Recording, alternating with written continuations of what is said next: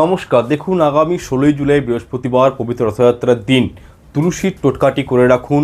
অবশ্যই জীবনে সুখ শান্তি পাবেন। কি করবেন এদিন সকাল সকাল ঘুম থেকে উঠবেন, স্নান করবেন এবং শুদ্ধাচার হয়ে আপনারা 108টি তুলসী পত্র সংগ্রহ করে রাখবেন। আগেও করে রাখতে পারেন, সেদিনও করতে পারেন।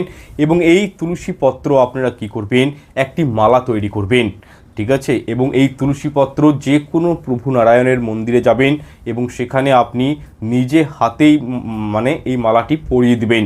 বা ঘরে জগন্নাথ দেবের মূর্তি থাকে, ছবি থাকে, লক্ষ্মীনারায়ণ থাকে, তো সেক্ষেত্রে এই তুলসী মালা আপনি কিন্তু নারায়ণকে পরিয়ে দিবেন।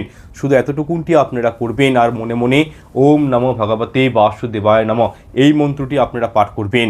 এবং আপনার ঘরের ঠাকুর ঘরে, তুলসী মঞ্চে, সদর দরজায় এবং বাড়ির উত্তর পূর্ব কোণে এই দিন অবশ্যই প্রদীপ প্রজ্বলিত করবেন, ঘিয়ের প্রদীপ প্রজ্বলিত করবেন এবং যে কোনো একটি মনস্কামনা প্রভুকে নিবেদন করবেন।